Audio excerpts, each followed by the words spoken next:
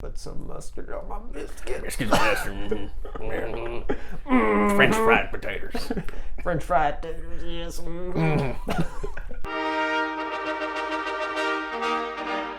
Hey everybody. Howdy, y'all. Hi. It is March. It's a good time to go see some nature. The natural state. That's where we live. That's where we live. You know, a lot of people, if they watch on YouTube, they may not know that we live in Arkansas. Yeah, they may not know where we're from. We were moving on our accents. This is what we really sound like. Gosh darn it, you're right. Actually, you're missing 3 teeth. We decided that we wanted to talk about some of our, maybe not favorite, but some cool Arkansas movies. That aren't Sling Blade. That aren't Sling Blade, that aren't Mud, that aren't... The really popular ones. And no one's talking about True Grit either. That's another big one. Yeah, that one. People know about True Grit. Yeah. We don't have to talk about it. I mean, all great movies. Fantastic. But we're going to show some love to some other ones. This one is filmed in Arkansas exclusively, written by an Arkansan, and I'm sure the extras are from Arkansas, but none of the main characters are from Arkansas. War Eagle, Arkansas. I said Arkansas like 15 times in that sentence. It's also an actual town. It is an actual town. Unlike other towns. Or fake. Oh. Like that one? That one's not real. Like O'Neal. If you don't cry in War Eagle, Arkansas, you're an alien, and I don't believe you exist. I've never seen it. What is Oh. it about? Oh, both of you haven't seen it? Okay. A senior in high school who's a baseball player, and he just got a scholarship for a college in Tennessee, and he has a severe stuttering problem. Like, he can't speak very well, and his best friend has cerebral palsy, and he's extremely witty, and he can crack off jokes like crazy. And there is this like sweet little friendship where his name is Wheels because he's in a wheelchair, and it's not offensive at all. Like it's endearing. I'll take your word for it. Yeah, like I promise, it's like Zach, I think you need to work on your pitch. I know, pitches. I promise it's not offensive. yeah, it's not. It really isn't. And he's considering like staying because he's falling in love with a popular girl. And he doesn't know how to communicate with her because he has a severe stuttering problem. So Wheels teaches him how to love. And It's sort of like Roxanne. a little and, bit. and the King's Speech. And the King's Speech, yeah, way before King's Speech. So the King's Speech plagiarized. They plagiarized War Eagle, Arkansas. Wow, Graham Gordy, you got a lawsuit on you. You do sue him. You got And millions. we'll take a little bit of the money. That's what we found. You're welcome, Graham. We'll be your lawyer. Ooh, I don't know. We'll lose that instantly. You brought up Graham Gordy from most recently True Detective. True Detective, the newest 3. season, and he also wrote The Love Guru, which He probably doesn't want us to bring that up. he doesn't. He doesn't want me we to can, say we, that. can save that for another episode. And Antiquities. And Antiquities. And he's very, like, he's a super cool guy. He's from Conway, and he still lives in Little Rock. Conway.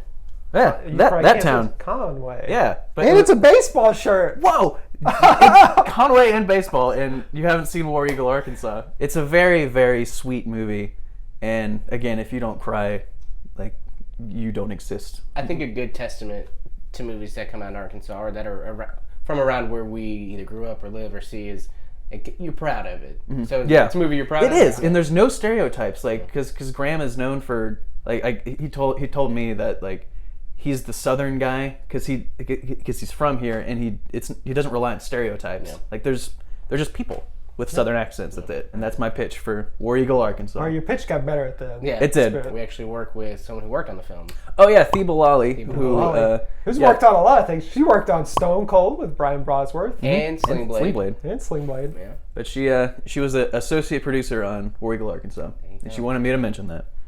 Put some mustard on my biscuit. Biscuits and mustard. French fried potatoes. French fried potatoes, yes.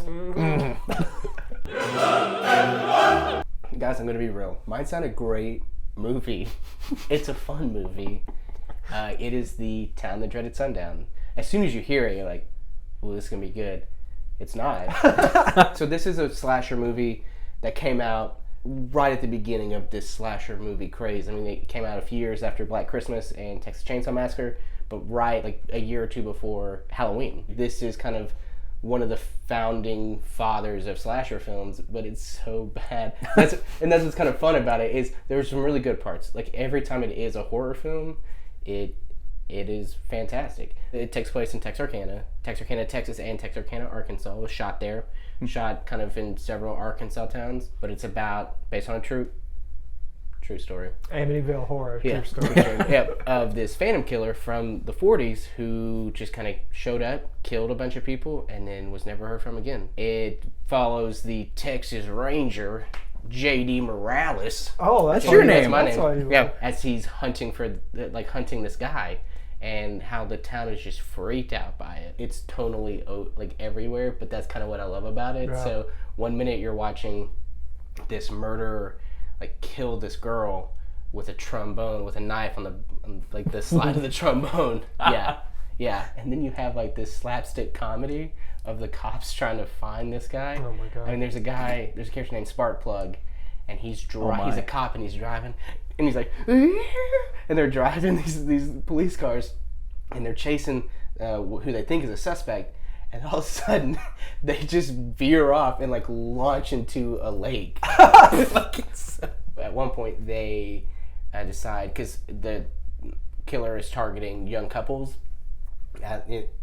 going out and parking in lovers' lanes. So they send a bunch of cops, decoys, to these lovers' lanes. no. And one of of the pair, there's always one that's dressed like a woman. There's always one that's dressed like a man, and it's just so weird because these scenes are played for laughs, but it's fun. It's like this is a movie it's an Arkansas movie that you'd probably want to watch like in a drive-in theater, and that's what's kind of cool. Like that's it. Yeah. You see Arkansas in it, you're like, okay, I know probably that a lot of the town is still there. You know, like there's a Paramount Theater, and that theater's probably still there. I chose A Face in the Crowd, directed by Elia Kazan, and it stars Andy Griffith when he's young, and Walter Matthau when he was young. Matthau. Walter Matthau. And he's young. And that's the very first thing when you watch these movies now, you're like, wow. I didn't know Walter Matthau and Andy Griffith could be young. And basically what it is, this radio host, she comes to a prison and is looking for, a face in the crowd. She wants someone to play music for her, and like she wants to find the next big hit. And Lonesome Road, Andy Griffith's character. That is a dope name. Yeah. Lonesome These Road. names. I think it's actually a film that's more better to watch now than it was back then, because we have the discussions about toxic masculinity. This movie is about like the dangers of toxic masculinity to its core. So Lonesome Rhodes has the gift of gab, and he has a cult of personality, and these people, when he says something on the radio, they will do it. At first you think he's like forward thinking, but over time you realize, oh, this dude just takes advantage of people. He gaslights them into doing things that he wants, and he uses his persuasion to like really take over and everything. But it's really great film because, it's about Arkansas people the whole time. There's never anyone, the main focus is never on anybody that's not from Arkansas. But Andy Griffith is amazing in this movie. And I've only ever seen him as an old man or in the Andy Griffith Show. And I was just like, I never really got the appeal. But this movie, I get it. I get it now. He makes it where you want to like this guy, but everything the character does, you're like, I hate this guy, but I want to love him. I mean, with a name like Lonesome Rhodes. Lonesome Rhodes. He just want to love him right now. But I just, Come here, He Lonesome. just wants to be a free man. We live in Arkansas. Love Arkansas, yes, and we live here. We love it here. There's some good movies that were made here. Yeah. And I can't wait for more films to be made in Arkansas. True Detective will certainly help with that. I hope it does. I hope it does. Yeah.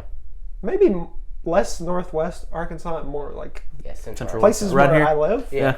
where I could actually... Or we could just maybe be a background extra, like, and then we'll walk on screen real fast. Or we'll just open a newspaper. Right in front of your face. All right. And then we'll put it down. So we'll put it up. Yeah, that's it. That little Typical eyeball. guys. Yeah. Wow, we have really gone off the rails. I don't know what we're talking about. Un esercito di prodi da me guidato. Flag O'Neal.